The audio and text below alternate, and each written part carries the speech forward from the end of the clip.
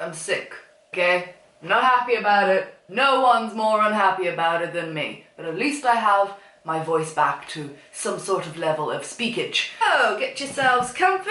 Okay, so I went onto social media and I asked everyone to ask me something, anything you fancied, and I thought we haven't done a Q&A in a while. Ow, my eyeball. Let's do one. However, I had to spread further than just Instagram this time because pretty much everyone asked the same thing. Where are you going in the van first? Let me answer it.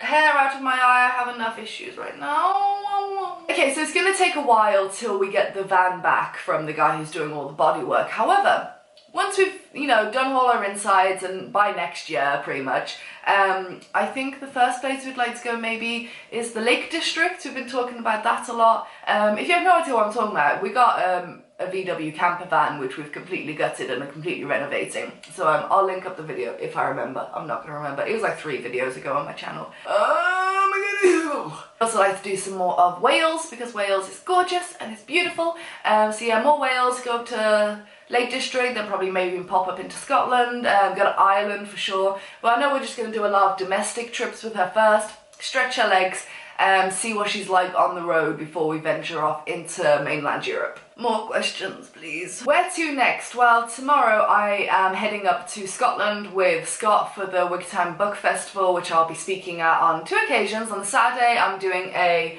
brunch with Hannah Witten, who's another fellow YouTuber here, and on Sunday I'll be doing a talk at 1:30 about my book, and I'm also going to be on, tomorrow I'm going to be on BBC Radio Scotland. They're picking me up when my train gets in, and I'm going to be on air, and you should see this maybe on the day I'm doing that, so that's helpful, isn't it?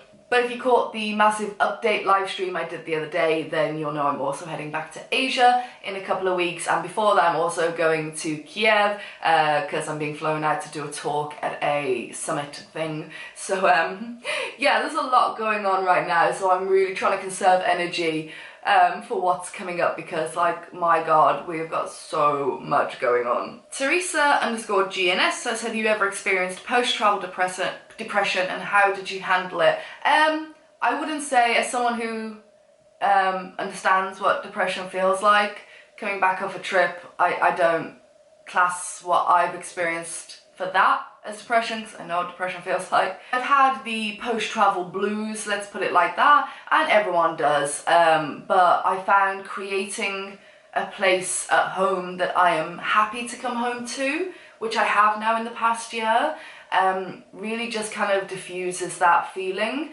And sometimes I'm just happy I come home to my own bed, and I haven't had that feeling like after traveling for so long, and it's just so nice. So creating an environment where you're happy when you return is super important, would recommend. And just to cure the wanderlust, when you get home, you can just jump onto Skyscanner, baby, just start planning your next trip. I've seen this a few times now pop up on Instagram and on Facebook and stuff like that, about do I want to have kids and travel with them and what my plan be with that, and I have no desire to have children. I understand that that could change, so nothing is set in stone. However, why would I want them? It's not for me right now, especially. Can't see it happening in the near future or even in the kind of distant future. Just can't see it happening. I'm too selfish in terms of there's too much I want for myself in this life. I'm too motivated by what drives me right now, to build, what I'm doing up, to travel more, to kids, nah. So I mean, other people want them, I just can't relate to that feeling of wanting a child, to be honest.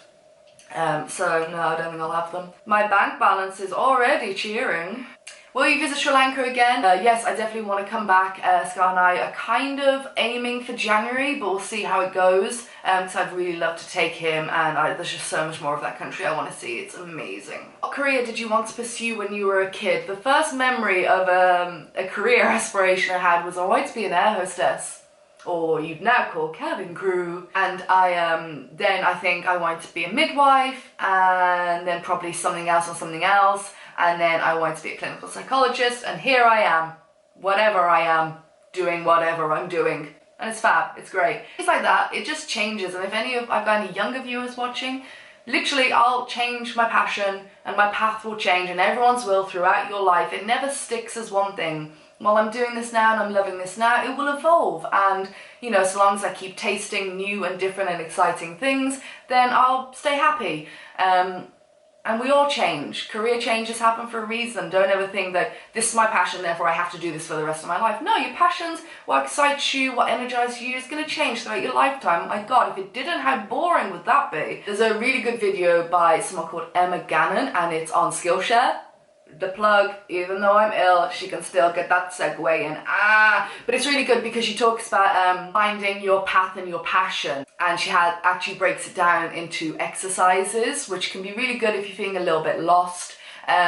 So I definitely recommend checking that out, and a big thank you to Skillshare for sponsoring this video. They are fantastic. They got thousands of classes online spreading from entrepreneurship to photography to crafting to motivational, like finding your passion stuff, like, and they're really super high quality. Their annual subscription breaks it down to be about $10 a month for their premium accounts, which makes it a lot cheaper than like signing up and doing tons of individual courses and workshops outside. So we love that about Skillshare. I'll definitely link down below Emma's one and a couple of other really good classes that I've taken on Skillshare, because I do genuinely use them and they're just so high quality. If you fancy giving Emma a watch, or anyone else, you want to up your photography game or up your business game, then Skillshare are offering you 2 months absolutely free. Just click the link down below. It's free learning. We cannot complain about this. No one can complain about the free education. So a big thank you to Skillshare. Click the link down below. 2 months free. You legends, even though I'm sick. Support me. You care for me. You sent me good best well wishes. Best well wishes. You're great. They're just great. Skillshare are great. Thanks for supporting the channel, we all appreciate it. Lemsip ain't cheap, I assure you. I'm still getting some questions as well asking whether, especially with the van, are we doing full-time travel or just weekend breaks and stuff, and I have answered this before, but full-time travel's off the cards for me now. I mean, I probably will do it again when I retire, but I mean, we have a house now. I love this. Like, my life's changing. My business life is changing. I'm getting all these crazy cool opportunities come in for like speaking gigs, consultancy work,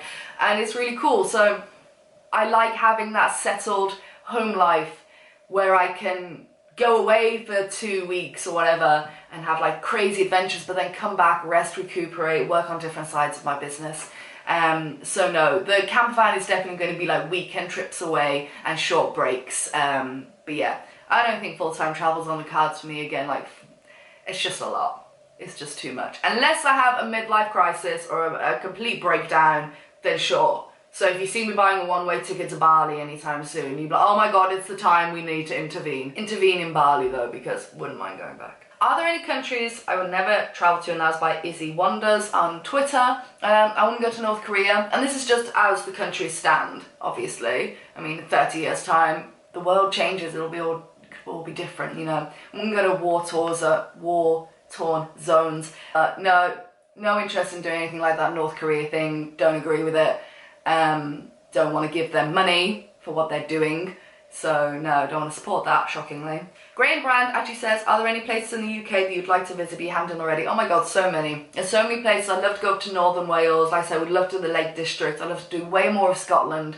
Looking forward to going tomorrow because we're going to a tiny little town and that's so cute. I'd love to go up to the Highlands. And yeah, there's just so many places. I'd love to do more down south because I haven't really been down there like Cornwall kind of way since I was young. Brighton, I'd love to go do Brighton. There's so much in the UK I want to do. Marina Marina asks, I could really use some advice on couples travelling. Would you like Scott and I to do a Q&A? Let me know down below in the comments, and because I was thinking this the other day, it'd be really cool to do a bit of a couples Q&A, because I know you guys miss Scott, you do, like, and I'd love for him to give you an update on what he's doing now and stuff like that, and we can also give you some advice on how we travel. But the thing is, we're super laid back people, we travel really well together, we started living together straight away because hostel life, and that was really like make it or break it, and it just worked. We're just so easy together, it's just like we're best friends, it's chilled. Christy asks, how do you deal with your mental health on a daily basis? I always just try and check in with myself. Sometimes you can't stop the big black cloud from coming, but you can ride out the storm and notice when that cloud is approaching, especially if you deal with like anxiety or depression. So I just try and check in on myself and just be really conscientious of how I'm feeling in that present moment. Do I feel things are getting on top of me? And I just try and nip things in the bud really quickly. And I also try and take a lot of time for myself. It's so easy just to constantly be on when you're in this kind of game, not let your mind have just a moment. I've also been trying Headspace, been giving that a go, which is quite nice actually. I haven't got the paid subscription yet, but we'll see how it goes. I think just checking in with yourself regularly and being conscientious and learning, you're just gonna have to learn what's triggering you and what is helping you, hindering you, and just, yeah, being super in tune with your body and your mind and giving it what it needs. One asks, what's your favourite comfort food? I've gotta say, oh, like spaghetti, linguine, I don't know, just like a big steaming bowl of pasta.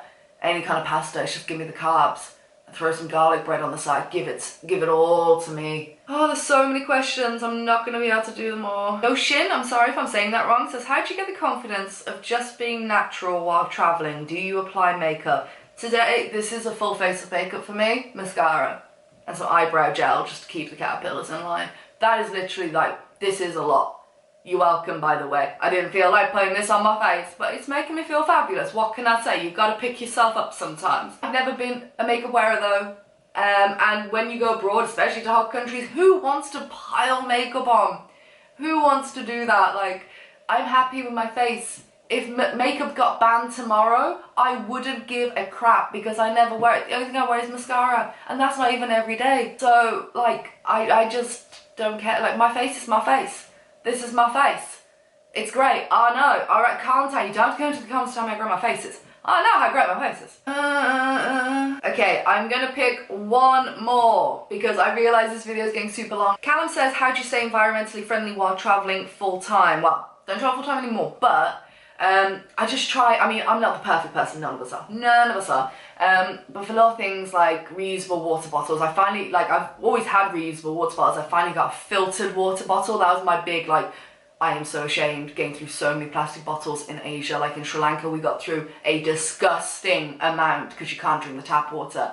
Through a disgusting amount of plastic bottles. So I finally got a filter bottle. I'm going to be taking it away with me when I go back to Asia. Even though I don't know if you can drink the tap water there, maybe you can. Anyway, I'll keep you updated on that. I got it from Amazon, so I'll let you know how that goes. Yeah, I always carry a reusable shopping bag with me, so little things like that. Like, there's a lot of plastic waste around, and I try and reduce it as much as I can. And I rarely ever take short haul flights. Never have really. I've always preferred, like, if I can get a train or something, then that's cool. So I only take short haul flights when I absolutely have to. Like when they're like half an hour or an hour. Sometimes on press trips we get them a lot, and they'll like fly us somewhere, and it's like a 20-minute flight. And I'm like, oh my god, what is this? Like, it's amazing because they're like tiny aircrafts, great experiences. But when I'm traveling alone, I just try and avoid that. Okay, so to finish off this video, I want to give a huge shout out to my patrons who are beautiful and wonderful. Don't worry, Angus, I got you. Big shout out to Leanne. Leanne, how you been? Leanne, let me know how you've been. I want to know how you've been. Mara, missed the live stream, Mara. Not very happy with you, Mara. Angus, of course, darling, I've got you. You're here. Chad, Danilo, Melissa, Sam, Ron. Ron, are you still in Amsterdam? Gail, girl, how you doing? Betsy, Nia, Cherie, Jacqueline, Elizabeth, Patricia, Christopher, Jose, Jacqueline, Elizabeth, Natalie, Elaine, Mara, Scott, Holly, Liqua, Alden, Lisa, Dan, Joe, Maxie, Becky, Terry, Emmy, my god, you're damn beautiful. Thomas, Carmel, Dana, Lauren, I hope you are doing well, darling. I know we've talked recently, we should talk more. Grace, Joel, the Space Gypsy, legend, Lou, Lisa, and Laura. We got Costas, Angela, sorry, you are now Angela. Jen, Sheree, Wuta, of course, we're just going to keep buttering it, Wuta, no worries. Tanya, Melissa, Kelly, Sophie, Axel, Charlotte, Hannah, the Bearded Clam, another legend, Mina, John, Sarah, Morciano, Natasha, Melissa, Vincent. How is your road trip going, Vincent, darling? Martin, Adam, Danielle, Holly Jade, Shelby, Erica, Sandra, Jenny, Crystal, Veronica, Simon, and Kevin. Oh, you're all so beautiful. Thank you so much for your love and support. I am going to go now because I feel like hell, and I've got to go tomorrow and be on BBC, and then we're going to 4 hours to Scotland. I got to talk to people about things. So sorry if my energy level was way down here today, and I'm sorry I couldn't get through all the questions. There was just so many, but I hope you enjoyed this video, gave you a little insight, gave you a little update. Any more questions, leave them down below. Let's have a chat. I'm always down there, like, come, let's have a chat. And I will see you in the next one. All right, loving, leaving, bye. Oh, the shoulder's killing me. I think I slept funny on it last night.